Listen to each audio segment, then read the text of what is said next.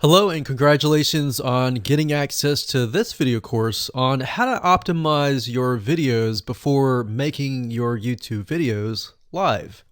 So this is video number 1, which is the introduction to YouTube search engine optimization.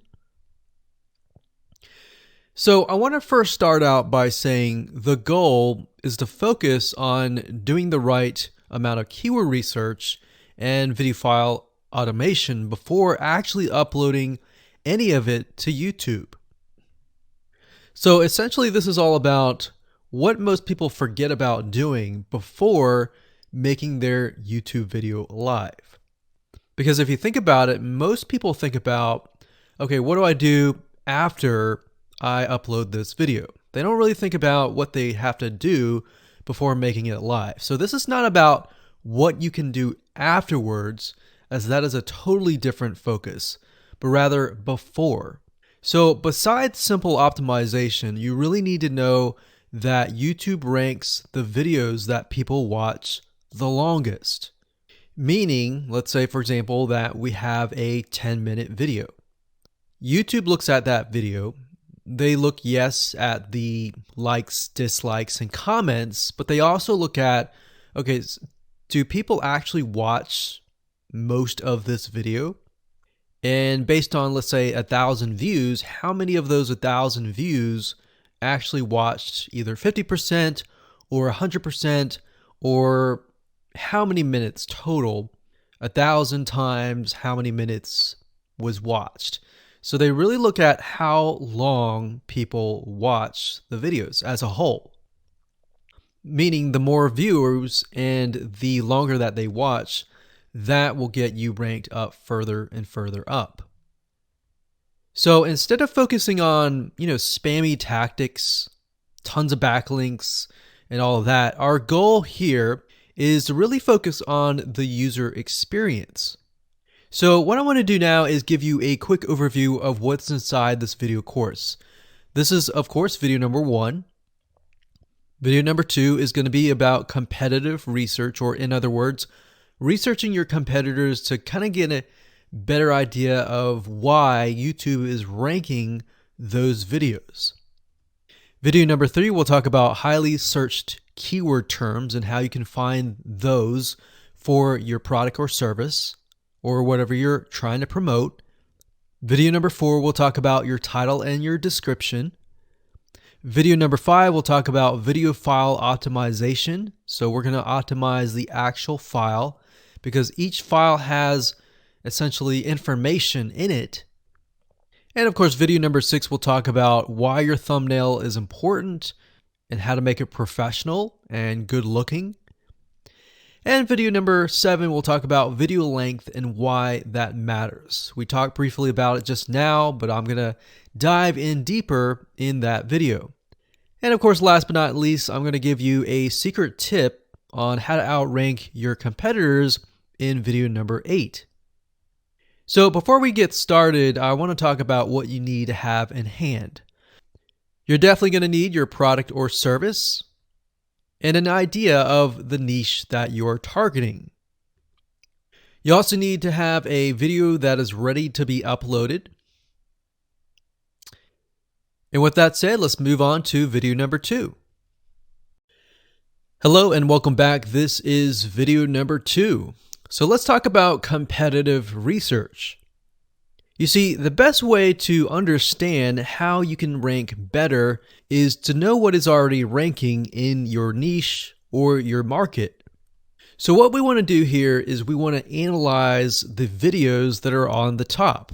And I want you to specifically look at what titles, what descriptions are they using, and what thumbnails are they using that are eye-catching. And what is the user experience like when you click through those videos? So let's go ahead and do some competitive research.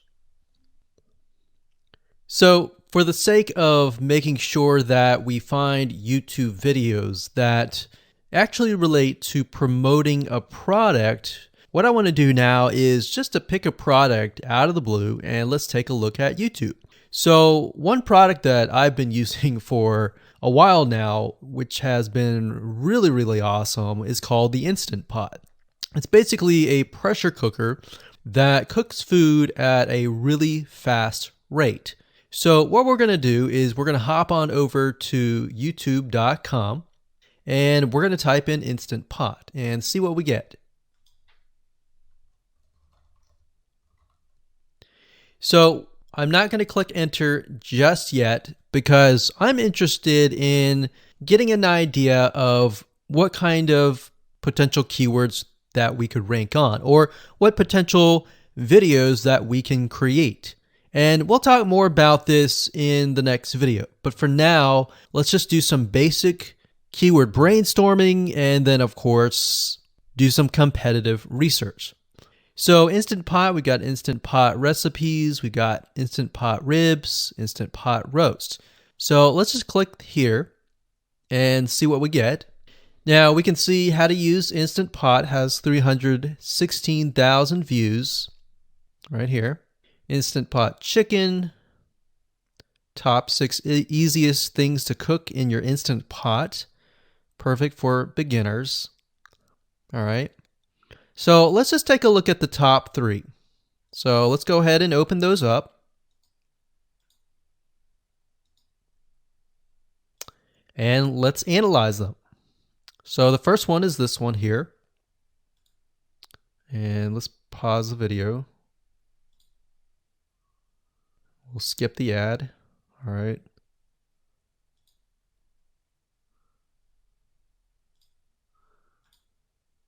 Okay, so how to use the Instant Pot 101 for beginners. So if we think about the type of audience that the Instant Pot attracts, it attracts somebody who has a busy life, who may be a beginner at cooking and just wants a quick and easy meal done fast. So we can see that. So one thing that I like to do is I like to copy the titles to Notepad. Just kind of get an idea of what we're dealing with. So that's the title. Looks like she's promoting an Amazon affiliate link. We can see that here, Amazon.to. We've got Instant Pot hacks, Instant Pot yogurt, and all that. So what she's doing, it's very funny, but she may not realize she's doing this, but what she's using is a method called siloing. And she's basically telling YouTube, hey, not only do I have this video on Instant Pot, I've got Instant Pot hacks, yogurt, recipes, and other recipes. So let's just copy that in here. So that's video number 1. So we're going to rank it from video 1, video 2, and video 3. Let's scroll down a bit. We've got 373 comments.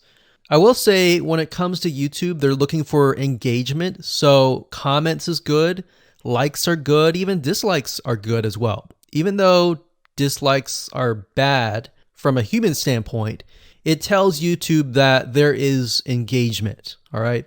So sometimes we're going to be able to view, we can't do it here, but sometimes you'll actually be able to view more data. But for now, you can't hear. Now, we can actually dig deeper if we want to. So let's just take a look at Natural Brittany's YouTube channel. Because when you're doing competitive research on YouTube, it's not just that particular video. It's actually the whole YouTube channel as a whole, the authority that that channel holds. So she has 116,000 subscribers. Click on the videos. She has a good amount of videos that talk about anything, looks like from cooking, from budgeting, from grocery, a lot of very similar videos. So let's scroll down.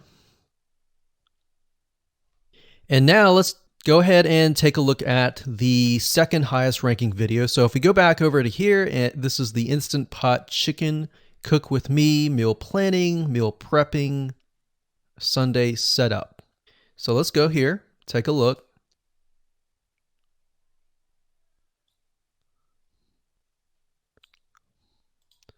Okay, let's see here.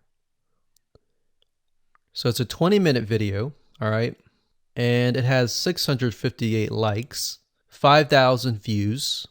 If we take a look at this video here, this has 320,000 views and 7,000 likes. Now, notice how it says 13 minutes here, and notice how it says 20 minutes here. We'll go back to this later on. All right, so we'll talk more about why a certain amount of time of your video is important, why the timing is important. And why is it that this lady has only 5,000 views, whereas the other lady has 300,000, and this lady is ranked right below that lady? All right, so why is that important, and why does that correlate to the time? So we'll talk more about that later on. But for now, let's just do competitive research.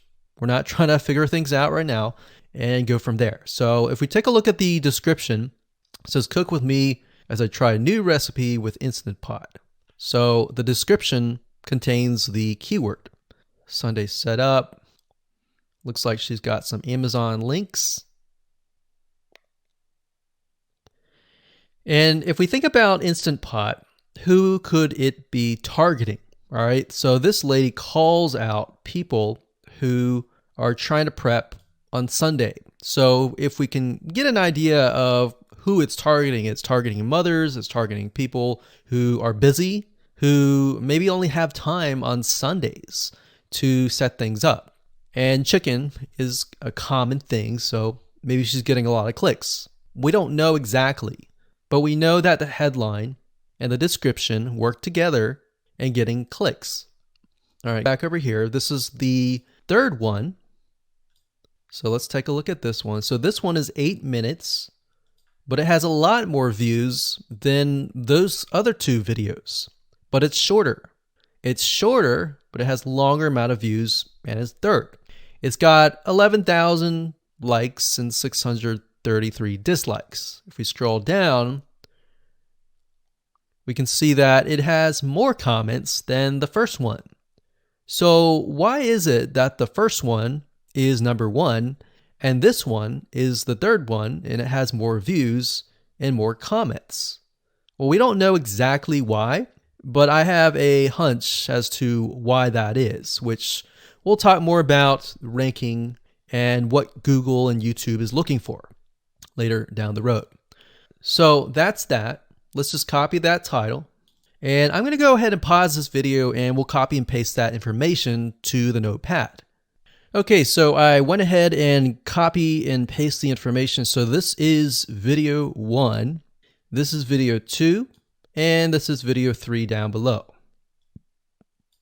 So let me make this bigger so we have this information. So as we're kind of analyzing the competitor, we want to save this for later, but can you kind of see a similarity here? So this is calling out the target audience. This is calling out the people who are busy, essentially. And top 6 ways, top X ways, top certain number ways is always a good title. So perfect for beginners. So if you can imagine, we already see that this title has beginners. This one's calling out perfect for beginners. And this one essentially is calling out people who are busy. So it's a target audience. So that's key. So having this in hand gives you a better idea on what potential titles and descriptions that you can have. Now, you can do some deeper dive competitive research using specific tools. And one specific tool is called Social Blade. So that's socialblade.com, as you can see here. And I like to use this to kind of get a better idea of the YouTube channel as a whole. Because what you're trying to figure out is, did this person rank because their channel as a whole has a lot of traffic? Or did this person rank simply because of the titles and the description? So there's many factors that come involved, but let's take a look at Naturally Brittany. So let's go ahead and copy this. And you basically want to come here and type in the username of the YouTube channel. So we'll go ahead and click this here. Okay, so we can see here that this is Naturally Brittany, 116,000 subscribers. she's got 19 million video views. So that kind of gives us an idea of how easy it is to break through. Is it easy? Is it going to take a little bit work or what? So let's just go ahead and open her up, and let's do the same thing with the other videos. So this one is marriage and motherhood. We got that here. So she has 7 million video views. So it's about half of what we saw earlier. And this one is called Six Sisters Stuff. And this one has about 9 million video views.